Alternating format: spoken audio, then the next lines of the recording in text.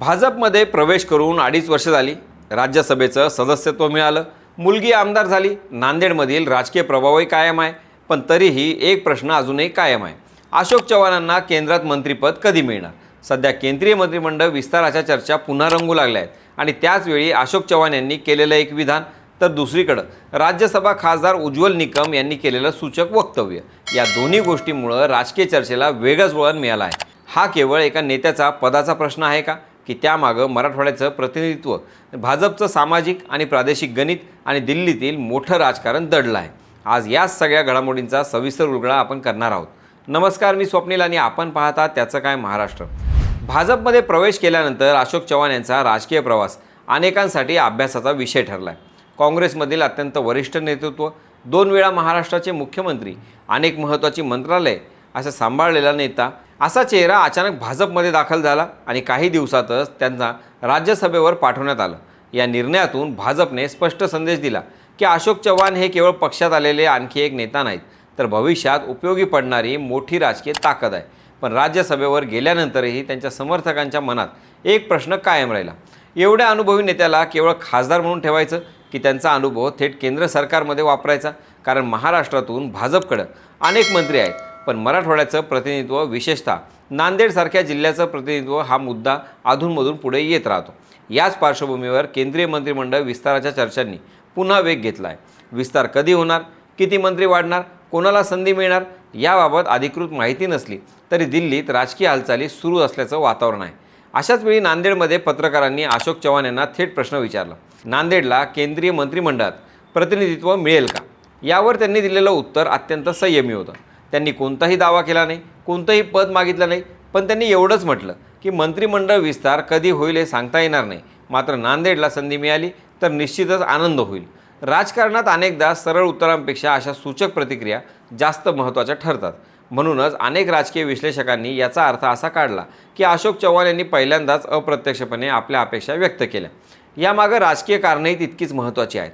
भाजपनं 2024 पूर्वी काँग्रेसमधील मोठा मराठा चेहरा आपल्या बाजूला घेतला. नांदेडसारख्या काँग्रेसच्या बालेकिल्ल्यात भाजपची ताकद वाढवली. विधानसभा निवडणुकीत त्यांच्या कन्या श्रीजया चव्हाण यांना उमेदवारी देण्यात आली आणि त्या विजयी देखील झाल्या.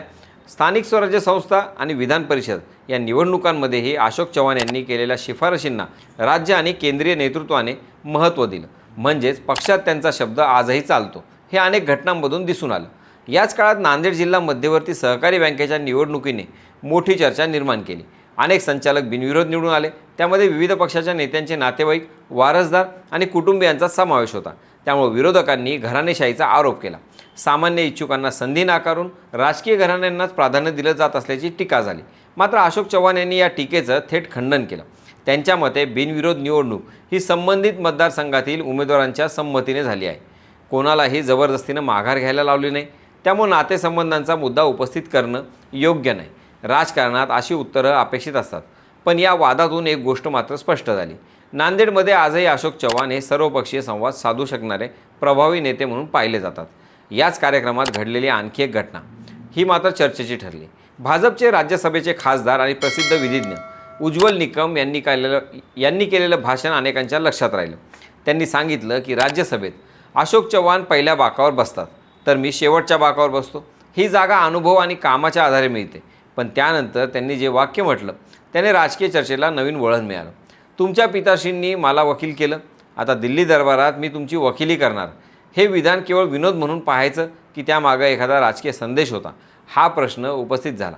कारण मंत्रिमंडळ विस्ताराच्या चर्चा सुरू असताना भाजपच्या एका राज्यसभा खासदारानं अशोक चव्हाणांच्या समर्थनार्थ अशी भूमिका घेणं अनेकांना योगायोग वाटला नाही.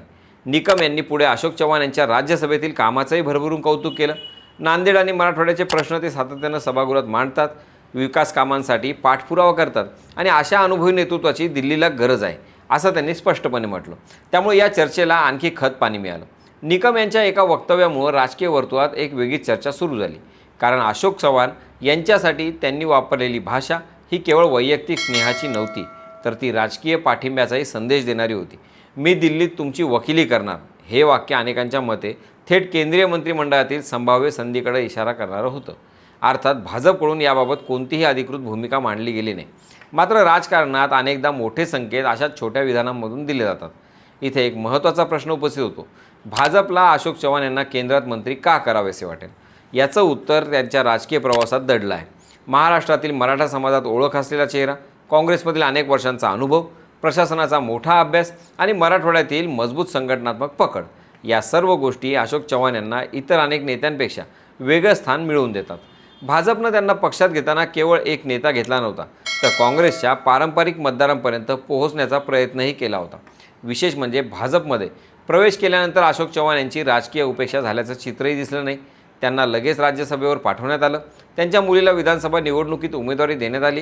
स्थानिक पातळीवरील अनेक राजकीय निर्णयांमध्ये त्यांचा प्रभाव कायम राहिला. त्यामुळे पक्ष नेतृत्वाचा त्यांच्यावर विश्वास असल्याचं सातत्यानं दिसत राहिलं. पण तरीही केंद्रीय मंत्रिपदाचा टप्पा मात्र अजून गाठला गेलेला नाही. त्यामुळे समर्थकांच्या मनात आता तरी संधी मिळेल का, हा प्रश्न अधिक तीव्र झाला आहे. यामध्ये आणखी एक राजकीय गणित आहे. केंद्रातील मंत्रिमंडळ विस्तार करताना केवळ अनुभव पाहिला जात नाही. प्रादेशिक समतोल, जातीय समीकरण, आगामी निवडणुका, पक्षातील अंतर्गत संतुलन आणि मित्र पक्षांचं प्रतिनिधित्व, अशा अनेक घटकांचा विचार केला जातो. महाराष्ट्रातून आधीच काही वरिष्ठ मंत्री आहेत.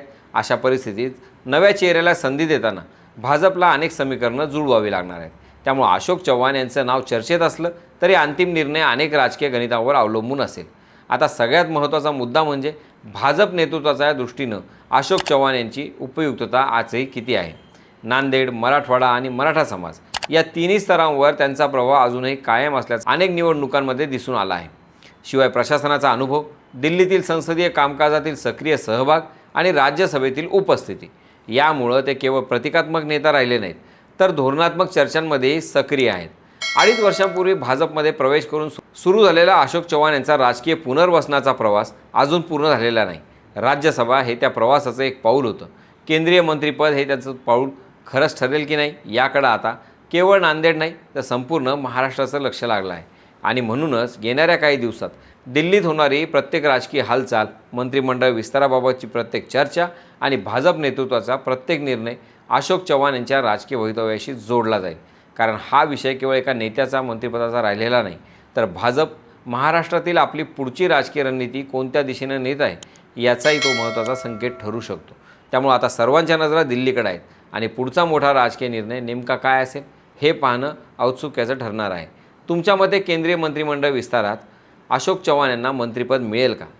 कारणासह कमेंटमध्ये नक्की सांगा. बाकी राजकारणाच्या आखाड्यात आपली नजर कायम असणारच आहे. तेव्हा कुठेही जाऊ नका, पाहत राहा, सबस्क्राईब करा. त्याचं काय महाराष्ट्र.